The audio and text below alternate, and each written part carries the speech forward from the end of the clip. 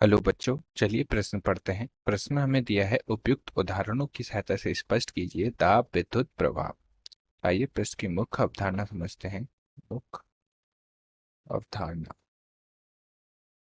देखिए, कुछ ठोस पदार्थों पर हम क्या है, जब दाब लगाते हैं तो उन पर आवेश एकत्र हो जाता है। इसी को हम क्या कहते हैं, दाब विद्युत कहते हैं। तथा इस प्रभाव को हम क्या कहते हैं, दाब विद्युत प्रभाव। तो हम लिख सकते हैं, कुछ ठोस पदार्थों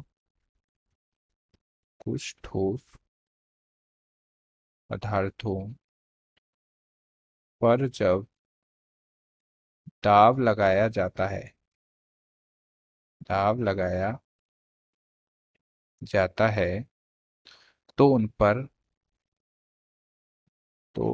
पर आवेश एकत्र हो जाता है, एकत्र हो जाता है।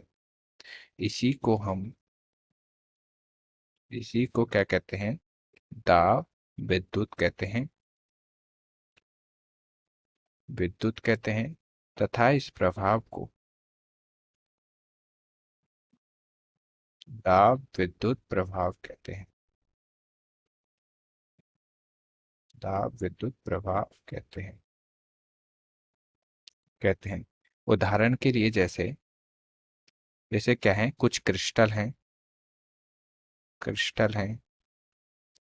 और विभिन्न प्रकार के प्रोटीन हैं, विभिन्न प्रकार के प्रोटीन हैं।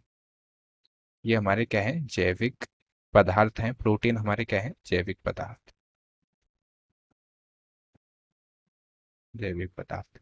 तो देखिए, दाब विद्युत प्रभाव के क्या उपयोग हैं। दाब विद्युत के क्या है, जैसे ध्वनि के अस्तित्व का पता करना,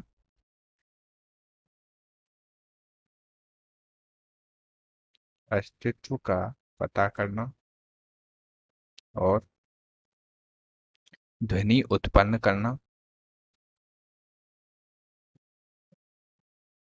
ध्वनि उत्पन्न करना। इसके अलावा उच्च विभव उत्पन्न करना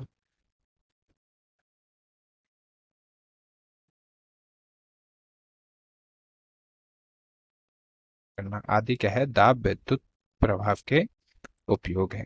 तो आशा करता हूँ आपको प्रश्न समझ में आया होगा। धन्यवाद।